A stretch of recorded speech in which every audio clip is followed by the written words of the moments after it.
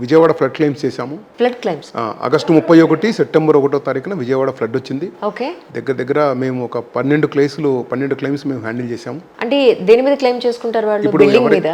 బిల్డింగ్లు, తర్వాత వాళ్ళ యొక్క గోడౌన్లు, వాళ్ళ షాపులు, వాళ్ళ ఫ్యాక్టరీలు ఎక్కడైతే నీళ్లు వచ్చినాయో బుడమేరు వంతెన పొంగి చాలా చోట్ల చాలా ఏరియాల్లో విజయవాడ ఫ్లడ్ వచ్చింది. కొన్ని చోట్ల 2 అడుగులు 4 అడుగులు, కొన్ని చోట్ల 6 అడుగులు కార్లు కూడా మునిగిపోయినాయి. సో వాళ్ళకు కూడా మేము ఇన్సూరెన్స్ క్లెయిమ్ హెల్ప్ చేశాము. ఫర్ ఎగ్జాంపుల్, ఒక గోడౌన్ మునిగిపోవడం వల్ల అక్కడ సామాన్ దెబ్బతింది. దానికి చాలా వరకు వీళ్ళకి తెలియదు ఏంటంటే అప్పుడు ఇన్సూరెన్స్ పాలసీ తీసి చదువుతారు. అప్పటిదాకా దాని గురించి పట్టించుకోరు. అప్పుడు చదివినప్పుడు తెలుస్తే ఏంటంటే ఇప్పుడు వాళ్ళ దగ్గర ఉన్న సరుకు విలువ ₹1 కోటి అయితే వాళ్ళకి ఇన్సూరెన్స్ చేయించింది 40 లక్షలు ఉంటుంది. అయ్యో, ఎందుకు అని చెప్తే మేము బ్యాంకు లోన్ తీసుకున్నాము, బ్యాంకు వాళ్ళు చేశారు అంటారు. నిజమేనండి. వాళ్ళు ఏం చేస్తారో మాకు నిజంగా తెలియదు యాక్చువల్లీ. అంటే ఇప్పుడు సపోజ్ నాకు ఇది చెప్పండి, పాలసీ తీసుకున్న తర్వాత మీ దగ్గరికి రావడం బెటరా, పాలసీ తీసుకోవడానికి ముందే మీ దగ్గర ఒక అడ్వైస్ తీసుకోవడం బెటరా? అడ్వైజ్ అయితే ఇస్తామండి. మేము పాలసీ అమ్మే ప్రక్రియలో లేము మీరు. అవునవును, మీకంటూ ఇన్సూరెన్స్ కానీ మీరు అది సేల్ చేసే పరిస్థితి సిచ్యువేషన్స్ మీరు చేయట్లేదు.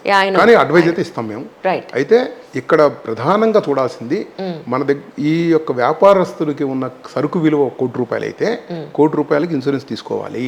బ్యాంకు వాళ్ళు లోన్ 40 లక్షలు ఇస్తే బ్యాంకు వాళ్ళు 40 లక్షలకి ఇన్సూరెన్స్ చేస్తారు. అంటే మీకు కనుక నష్టం జరిగితే, ఫర్ ఎగ్జాంపుల్ ₹20 లక్షల నష్టం జరిగితే దానిలో మీకు 40% వస్తుంది. ఆ నష్టాన్ని ఎవరు భర్తీ చేయలేరు.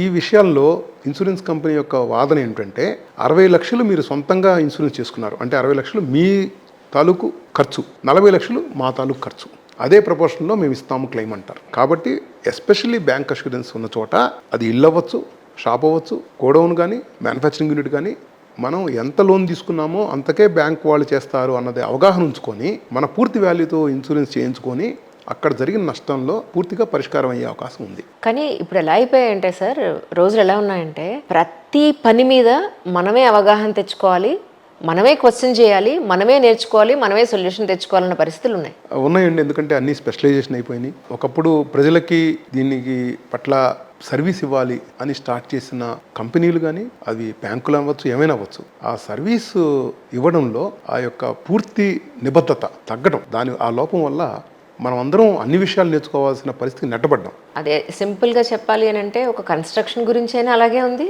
ఒక హెల్త్ గురించి అయినా అలాగే ఉంది, ఒక ఇన్సూరెన్స్ గురించి అయినా అలాగే ఉంది, జ్యుడిషియరీ గురించి కూడా అలాగే ఉంది. మనంతట మనం ఎవరు మనకేం చేయరు, మనంతట మనమే అన్ని ఇక్కడ తెలుసుకొని అరే బాబు ఇది ఉంది కదా, ఈ చట్టం ఉంది కదా, మీరు ఎందుకు ట్రై చేయట్లేదు? అవును కదండి, ఉందండి, థ్యాంక్స్ అండి అనే రోజుల్లో ఉన్నాం. నిజంగా చాలా అన్ఫార్చునేట్లీ అది జరుగుతుంది.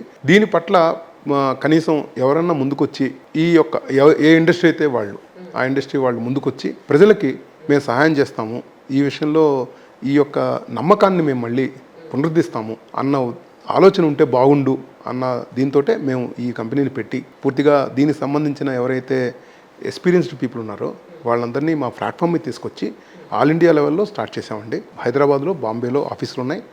ఈ నెలలో మేము మళ్ళీ బెంగళూరులో ఒకటి, ఢిల్లీలో ఒకటి ఆఫీసులు పెడుతున్నాము. రైట్. అంటే జనరల్ పబ్లిక్ ఉండే అవసరాలు వేరే రకంగా ఉంటాయి ఇన్సూరెన్స్ పాయింట్ ఆఫ్ వ్యూలో, కానీ కార్పొరేట్స్ పాయింట్ ఆఫ్ వ్యూలో, పెద్ద కంపెనీల పాయింట్ ఆఫ్ వ్యూలో లీగల్గా చాలా చూడాల్సి ఉంటుంది. మీరు అవి కూడా డీల్ చేస్తున్నారా మీరు? మొత్తం అండి అన్ని. ఇప్పుడు మాకు బాంబేలో కూడా చాలా క్లెయిమ్స్ మాకు రిఫర్ చేశారు. కమర్షియల్ క్లెయిమ్స్కి వచ్చేటప్పటికి నేను ఇందాక చెప్పిన ఫ్లడ్ క్లెయిమ్స్లో ఫస్ట్ ఈవెంట్ అంటే ఎక్కడైతే జరిగిందో నష్టం జరిగినప్పటి నుంచి ఇన్సూరెన్స్ కంపెనీతో పూర్తి కోఆర్డినేషన్ ఉండాలి. సర్వేయర్ అపాయింట్ చేస్తారు. తర్వాత అక్కడ నష్టాన్ని సాల్వేజ్ అంటారు, ఎక్కడైతే నష్టపోయిన వస్తువులు ఉంటాయి దాన్ని డిస్పోజ్ చేయాలి.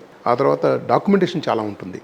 అంటే ఎంత స్టాక్ ఉంది, ఏమేమి కోల్పోయారు, ఎంత కోల్పోయారు అన్నది సర్వేయర్ వచ్చి అసెస్ చేస్తారు. దానికి సంబంధించిన పూర్తి హ్యాండ్ హోల్డింగ్ మేము చేస్తాం. ఇక్కడ ప్రస్తుతం ఈ ప్రక్రియలో ఏం జరుగుతుందంటే అండి, ఏదైనా నష్టం జరిగితే ఒక వ్యాపారస్తుడికి 2 దారులు ఉంటాయి.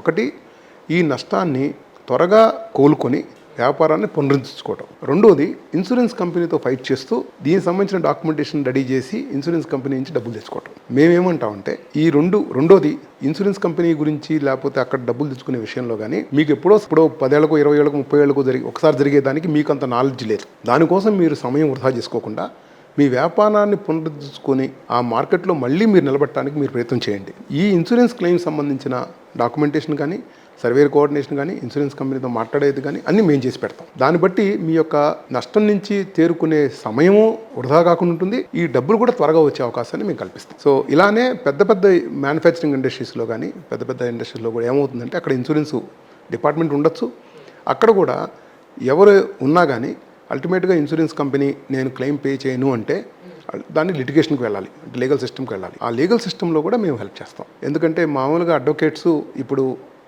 వాళ్ళకి లా తెలుసు, లీగల్ పాయింట్స్ తెలుసు, ఇన్సూరెన్స్ నాలెడ్జ్ తెలిసి ఇన్సూరెన్స్ క్లెయిమ్స్ సంబంధించిన అడ్వకేట్లు చాలా తక్కువ మంది ఉన్నారు. అక్కడ మేము ఆ అడ్వకేట్స్ని మేమే ఇన్సూరెన్స్ సంబంధించిన నాలెడ్జ్ ఇన్పుట్స్ ఇచ్చి వాళ్ళని పెట్టుకొని ఇన్సూరెన్స్ కస్టమర్ తరఫున అది ఎన్ని కోట్లైనా కానీ లీగల్ ఫోరం అంటే కన్జ్యూమర్ కోర్టు కానీ కమర్షియల్ కోర్టు కానీ తీసుకెళ్ళి మేము దాన్ని సాల్వ్ చేయగలుగుతాం. ఇది కాకుండా పాలసీల్లో అంటే పెద్ద పెద్ద పాలసీల్లో ఆర్బిట్రేషన్ అనేది ఒక అంటే మధ్యవర్తిత్వం, అది అన్ని కంట్రీస్లో ఉంది, మన కంట్రీలో కూడా ఉంది, చాలా పాలసీలో కూడా ఉంది. అది ఎక్కడైతే మధ్యవర్తిత్వం అవకాశం ఉందో ఇన్సూరెన్స్ కంపెనీకి కస్టమర్కి మధ్య ఆర్బిట్రేషన్ రికన్సిలేషన్ యాక్ట్ 1996 అని ఉంది, దాని కింద ఈ మధ్యవర్తిత్వం అవకాశం ఉంది. దాన్ని కూడా ఆ సర్వీస్ కూడా మేము ఇస్తున్నాం. ఈ ఇన్సూరెన్స్ క్లెయిమ్ సంబంధించి పర్సనల్ అంటే హెల్త్ లైఫ్ రిటైల్ పాలసీలు కానీ హెల్త్ పాలసీలు, అలానే కమర్షియల్ పాలసీలు అంటే ఫైర్ మెరైన్ ఇంజనీరింగ్ మిస్లేనియస్ అంటారు, అంటే పెద్ద పెద్ద పాలసీలు అన్నిటికీ సంబంధించి పూర్తి క్లెయిమ్స్ అవగాహన ఉండి పూర్తి క్లెయిమ్ ప్రాసెసెస్, తర్వాత దానికి సంబంధించిన అల్టిమేట్ రిలీఫ్ అంటారు, అంటే లీగల్ సిస్టమ్ కానీ ఎక్కడైనా అంత ఎకో సిస్టమ్ మేము బిల్డ్ చేసామండి. అందరికీ అన్ని ఇన్సూరెన్స్ ప్రొడక్ట్స్కి అక్రాస్ ఇండియా మేము హెల్ప్ చేయగలం.